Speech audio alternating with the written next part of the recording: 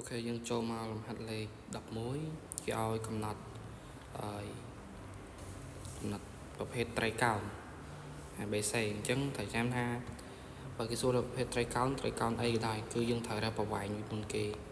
អញ្ចឹងខ្ញុំយក AB សិនមកអញ្ចឹង AB XB ដក XA ហើយ YB ដក YA ហើយ Z អញ្ចឹងគេអាននេះមកគឺឃើញតើគេឃើញបានដក3ដក3 0មួយទៀតយើងត្រូវរក AC វាទៅ AC អញ្ចឹងមានន័យថាដក3ដក3ហើយ2បូក1ដក2អញ្ចឹងគឺស្មើជាមួយនឹងដក6 3ហើយនឹងដក1មួយទៀត A គេឲ្យ BC គឺយក XC ដក XB អញ្ចឹងដក3ដក0ចាំមកយក2បូកជាមួយនឹង4ហើយយក1ដកជាមួយនឹង2អញ្ចឹងគេអានេះមកឃើញដក3 6ហើយនឹងហើយដក1អញ្ចឹងយើងកលេចឃើញថាប្រវែងវិកទ័រនេះនិងវិកទ័រនេះវាមានករណីស្រដៀងគ្នាអញ្ចឹងយើងសាកដល់ប្រវែងហ្នឹងតើវាដូចគ្នាអត់អញ្ចឹងកន្លែងនេះគេនាំឲ្យប្រវែង AB គឺស្មើជាមួយនឹង3ការ៉េបូកជាមួយនឹង3ការ៉េអញ្ចឹងស្មើជាមួយនឹង9បូក9អញ្ចឹងបាន3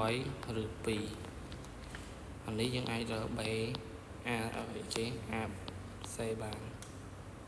រើ AC មកវាស្មើជាមួយនឹង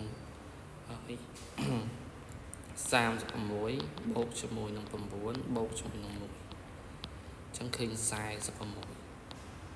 ឬនៃ46ដូចគ្នាដែរ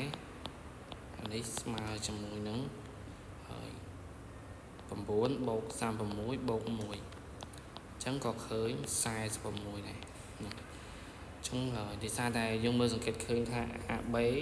AC វាស្មើជាមួយនឹង BC អញ្ចឹងស្មើឬ46អញ្ចឹងមានន័យថាខណៈជ្រុង2ស្មើគ្នាវាអាចមានត្រីកោណសមបាតនិងកែងសមបាតប៉ុន្តែក្នុងនេះគេនិយាយមានកែងសមបាតមួយដែរកែងសមបាតមួយដែរអញ្ចឹងណាចុងកែងសមបាតទីយកពីនឹងបូកចូលគ្នាតើស្មើជ្រុងនេះអត់អញ្ចឹងវាអត់ស្មើអញ្ចឹងមានន័យថាវាមិនមែនកែងសមបាតទេអញ្ចឹងយើងខ្វែងកែងសមបាតនេះមួយសាមញ្ញក៏អត់ស្មើដែរសាមញ្ញមានន័យជ្រុងខុសគ្នាទាំង3ហើយកោណកែងនេះក៏អត់ត្រូវ